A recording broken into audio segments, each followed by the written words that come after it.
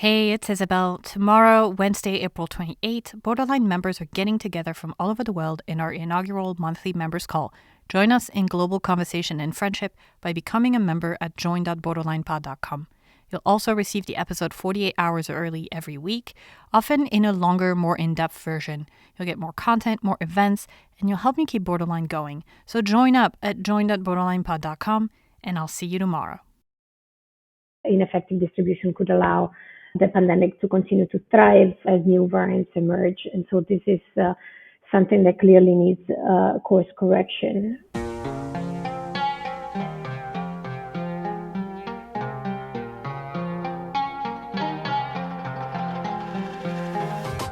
Hi, I'm Isabel Hogal, and this is Borderline. I recorded the interview you're about to hear last Tuesday, and it was like the gods of news really wanted to drive home the symbolism. A few things happened. As we were enjoying a beautiful spring day in London, when outdoor pubs and restaurants reopening was finally no longer a cruel taunt, the US opened up its COVID-19 vaccination program to anyone over 18. That's right, any willing adult can get a vaccine in the US right now. It's easy from that vantage point to think that the worst is behind us. But in fact, that day was, 16 months in, the worst day so far of the pandemic. More than 800,000 new cases and 13,000 deaths in a single day worldwide. Wildly underestimated numbers for the tragedy unfolding in Brazil, in India, and elsewhere. And every day since has been worse. To be clear, we're coming up on 1 million cases a day of COVID-19. The way out, we know it, is through universal vaccination. Humanity has shown us its best in developing multiple safe and effective vaccines against the SARS-CoV-2 virus at a record pace. But it's showing us something else, something all too familiar, in how it is sharing, or failing to, the fruits of that discovery. I called up Tania Cernuschi to discuss the state of the global vaccination campaign and the dangers of vaccine nationalism. She is team lead for global access in the Immunization, Vaccines and Biologicals Department at the World Health Organization. She previously worked at Gavi, the Vaccine Alliance. Simply put, her career is to improve access to all vaccines everywhere. Here's my conversation with Tania Cernuschi, again of the WHO, and please stick around at the end for more information. Could you paint a picture for me of what's the state of the vaccination campaign worldwide at this point, which is April 20th? The situation is in constant evolution, but I think it's fair to say there's maybe about 20 countries or so that have not yet been able to introduce the vaccine. Else, this was already introduced in most countries in the world. But there is clearly a difference in terms of the distribution of doses that we see.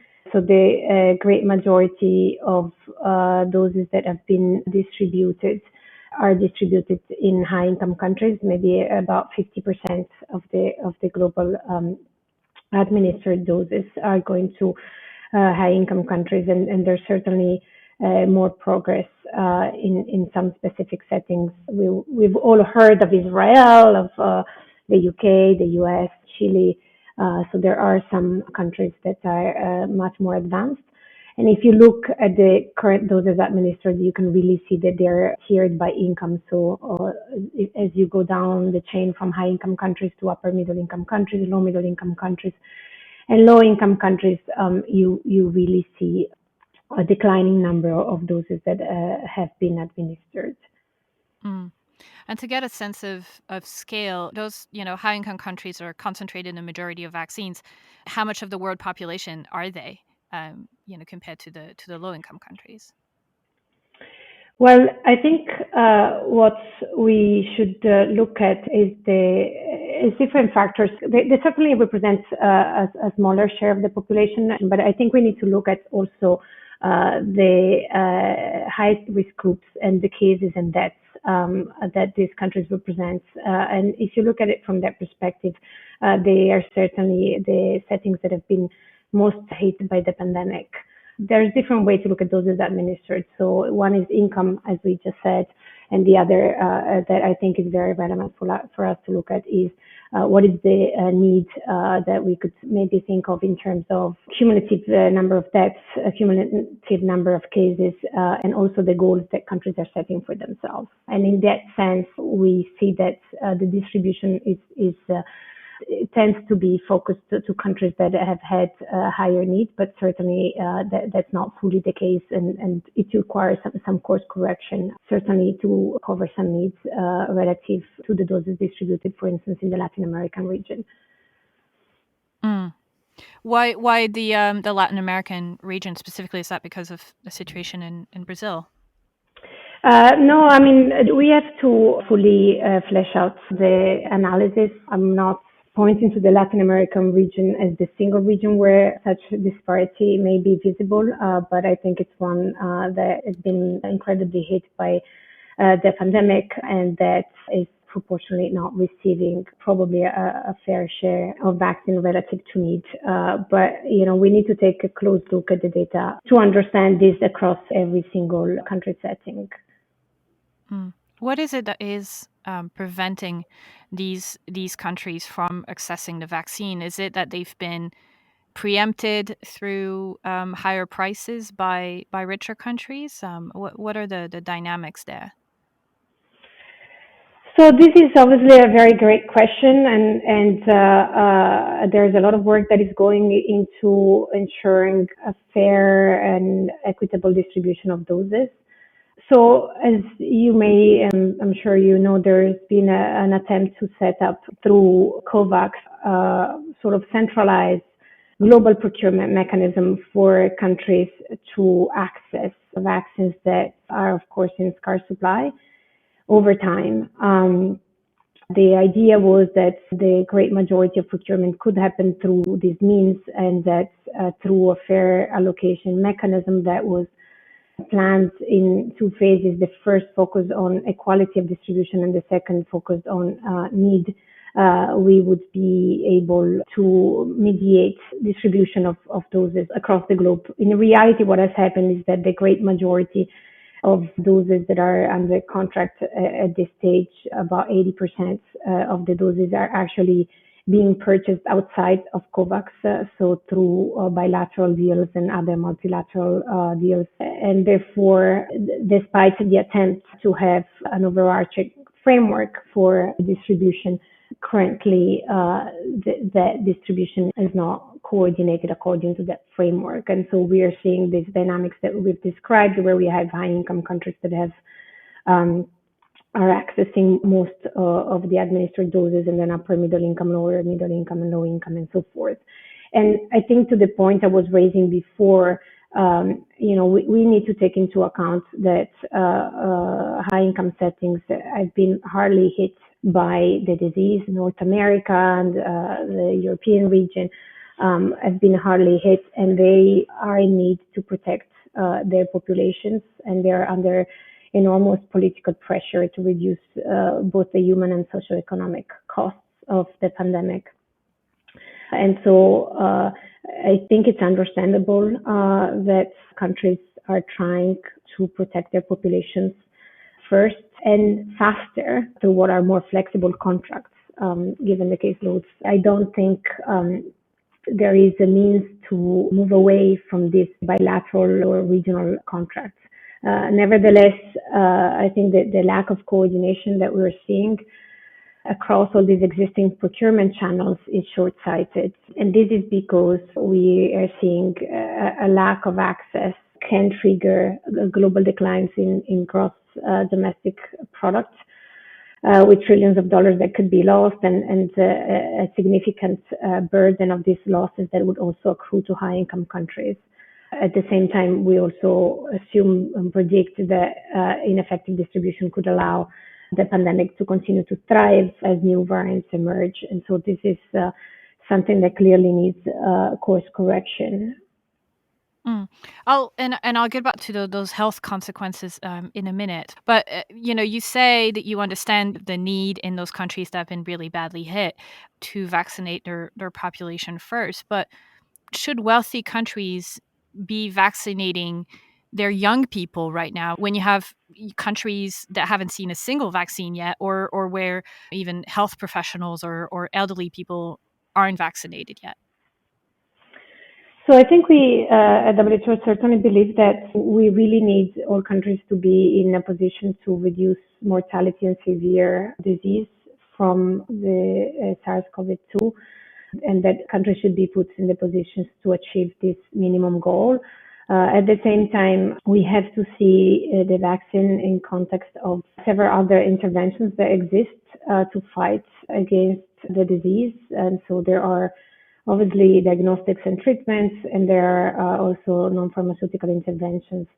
And so we need countries to modulate the use of these different interventions for protecting their peoples and their economies. And there's certainly quite a degree of freedom that is necessary on the part of each nation to set priorities, including because I think, as we just discussed, they're differently hit by the disease, but also they're differently hit by other diseases, and there are trade-offs, decisions that need to be made, particularly in contexts that are resource limitations. And so some countries may wish to use their human resources, their scarce time and financial resources in other health interventions rather than scale up the introduction of COVID-19 vaccines to all populations. So this is a sovereign decisions that each member state will take. And I think what is important is that member states are supported with the evidence and information that they need to be able to set their goals. To your point, I think the issue is to ensure that once the goal is set, and particularly the minimum goal of reducing mortality and severe disease that pretty much all countries in the world are pursuing, that this goal can be achieved, and that requires, as I said, it does require a more coordinated approach now to distribution of doses. Obviously, the challenge is how to get there. I personally believe very much into measures to get there. One is to have a clear vision and set clear goals and objectives for vaccination strategy across the globe, so that we can inform bolder and coordinated investment by both public and private entities. We have seen, I think, for the COVID-19, really unprecedented investments by the public sector. I believe 70% of the cost of clinical development were covered by the public sector. Incredible collaboration with private entities, and really an effort to move from sequential risk-averse processes from R&D to clinical development to manufacturing, regulatory, towards parallel processes with risk-taking behavior in terms of making large investments early in the game, where there was a lot of uncertainty on vaccine candidates. And so there's really been a clear will and investment that has brought us to, incredible achievements on the development of vaccines at record times. I mean, this is normally a 10 years endeavor in 11 months. This time we had several successful candidates, but I think that the goals that countries are now starting to set for themselves, you were mentioning, the intention of some high-income countries to start vaccinating younger populations, require further investments, and that investment is probably worth the game given the very high economic costs that we have and the stimulus packages that countries have to put in. So I think the point is, setting goals, bolder goals to drive investment is something that could get us to a more equal distribution just by increasing what is the available supply for all. And at the same time, we need greater collaboration. We need high-level diplomacy between countries. And to your point, I think a goal could be established to reduce severe disease and deaths in all countries before there is a broader vaccine rollout in richer settings. I wonder if that's something that is realistic to expect from some of these countries, because, as you said, they're under tremendous political pressure, or if you think we should pretty much just hope that they get done with their vaccination quickly and then put the same level of energy into helping the rest of the world get vaccinated as well. Well, I don't think the two things are mutually exclusive. I think there are agencies that are working hard to tackle the needs of lower income settings. I mean, this we've seen beyond COVID-19 vaccines. If you look at the past 2 decades of vaccine distribution across the globe, there's been an enormous progress made to support lower income countries to access vaccines earlier through, the efforts, for instance, of Gavi, the Vaccine Alliance, working closely with UN procurement agencies such as the PAHO Revolving Fund or UNICEF, and working closely, obviously, with WHO on the policy and regulatory and technical sides to really reduce the time lag between introduction in high-income countries and lower-income countries. And this has been a highly successful endeavor. So this is continuing and will continue in the context of COVID-19. And at the same time, I think while this is pursued now through COVAX and other means, we should also keep that dialogue open with high-income countries and really join forces to understand better what is that we want to have collective action upon and more collaboration towards gains that will then accrue, as we said, to each country across the globe. So I don't think they're mutually exclusive. I think we have to work on both fronts. Mm-hmm. You mentioned the massive public investment that's gone into developing these vaccines, as you say, at an incredible pace, something that's really unseen in human history. Should then vaccines be a public good? Would it help move things faster if we removed intellectual property rights and we could manufacture more easily generic vaccines, especially in the middle income countries or lower income countries? So these are very important points. So let me give you some considerations around this. Not just for COVID, but generally, the vaccines are supply constrained in part to the technologies that are currently used in vaccine manufacturing. So we're talking about very complex biological products, and often with underestimated complexity of process of scale up that deals to delays in availability. We're talking about products that are manufactured in product specific facilities, and where changeovers of products are cumbersome. And this very much limits the flexibility. You can have technology transfer, changes in production scale, manufacturing technologies and processes, but all of this is costly and takes time, including due to quality assurance and regulatory review that is very, very strict in case of vaccines, and rightly so. And another consideration is that companies are protected by intellectual property rights and know-how for managing these complex processes. And because they are protected by intellectual properties and know-how, because they face uncertain demands relative to relatively low prices, they also face the risk of vaccine hesitancy and long-term competition from superior products or potentially lower costs. They fundamentally have quite little incentive to invest in new manufacturing technologies and processes or in increasing manufacturing capacities. So you can say that the incentives are not aligned with the maximization of social welfare.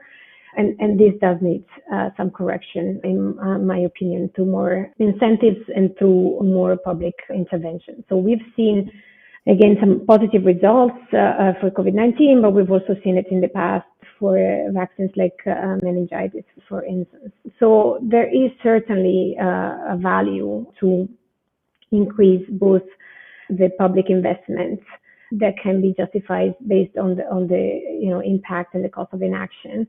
And also, though, I think we need to see probably a more active role in oversight of vaccine markets.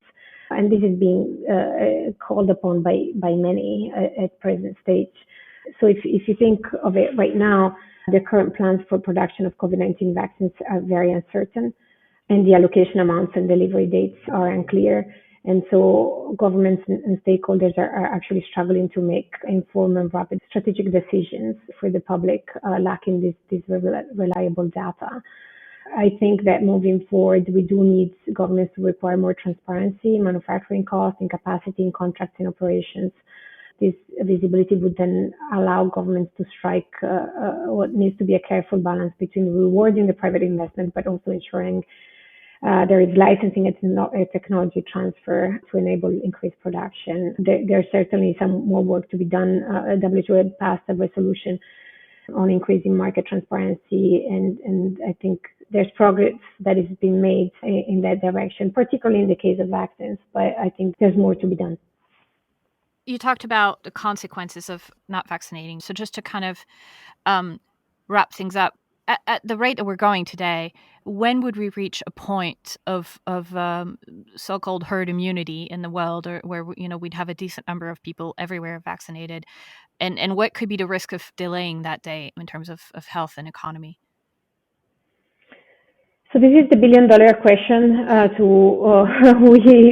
to which we clearly don't have an answer at this stage. I think there are too many unknowns to provide a definite answer to that question, and it's something that WHO and other immunization agencies are regularly discussing and looking at evidence. There is an incredible effort from experts and modeling groups to try and guide both countries and the global agenda to understand the path forward. At this stage, I think really the focus is currently to ensure that we can have both an impact on a health impact and a socioeconomic impact, focusing on the primary goal of reducing mortality and severe disease. And that is, as I said, laid out as a path in our SAGE recommendation as a guidance to countries on how to prioritize the scarce supply that they receive. And as you will see, several of the countries are in a high transmission setting, and for that high transmission setting, the prioritization is for at-risk healthcare workers and at-risk populations. So primarily older populations and populations with comorbidity. Mm. And the risks health-wise of this pandemic continuing, is it variants? Is it a continuous sort of closed borders world where we're not able to resume trade and travel as we used to have? Well, I think there are several unknowns. We know we have effective vaccines and safe vaccines. We are not yet clear on the duration of protection, so that's one unknown, and with the possibility there of need for booster doses. We have seen variants, and we are still trying to get our heads around the ability of these variants to bypass the effect of the vaccine, and so more knowledge needs to be collected on this front. So there is a risk there, and due to that, there may be a need for revaccination of the population if there is no cross protection by vaccines or some vaccines against the variants, and assuming the virus continues to mutate, which we don't know. We are dealing here with a new virus, and so there's some unknowns that we can't predict, and there is certainly a risk, as you're correctly pointing out, that different and uncoordinated decisions by different countries could have the negative impact on others, both in terms of access, as we said, but also in terms of trade and travel. I mean, there's a nice report of the International Chamber of Commerce that looks at the economic cost in a highly interconnected economy that can be impacted by the effect of the pandemic in different states, and how particularly open economies could suffer for disease that is happening and unconstrained in other states. So I think these are probably the major risks that we're facing. Mm. You mentioned safe and effective vaccines. Just briefly, you are still using the AstraZeneca and Johnson & Johnson vaccines in your initiative? Yes, of course. Actually, the AstraZeneca vaccine is the vaccine that has been procured for the moment and has been distributed, in both the European Medicine Agency and the WHO have been reviewing carefully the evidence and have evaluated that the benefits clearly outweigh the risks for these vaccines. There is clear guidance to continue the use of these vaccines. They are a very powerful tool that we have in the fight against this pandemic. And so we are supporting member states to understand the available information and to make their choices under this guidance provided. Okay. Thank you so much for your time. Can I just ask you if you have a kind of a final message that you want to be heard, especially by wealthier nations who hold a lot of the keys here? Sure, happy to. Since I have a platform, I think we need to leverage the lessons from COVID-19. We have an opportunity to establish a new paradigm, I think, for vaccine development and access that both takes from the great success we've had with this vaccine and also takes from the challenges that we are facing. And I think that that paradigm shift is really looking for government playing a very central role to, first of all, establish early evidence-informed strategic goals and leadership to serve the collective global interest. Second, to shoulder risks and invest aggressively for the needs of today, but also to prepare for future emergencies. The third is to strengthen market preparedness. So we've not discussed this, but I think we're learning that we need to leverage the new vaccine technologies that have come up and to establish probably at the regional level manufacturing hubs that can also serve as insurance to be used at time of pandemics. And we need governments to really drive market transparency and oversight, as we did discuss. And finally, governments need to work together to really define principles and operational details for collaboration at times of scarcities, as this will enable countries to protect their own citizens, but also ensure that no country is left behind. Mm. Well, thank you so much for your time and for your expertise. Appreciate it. Thank you so much, Isabel, for having me. My pleasure.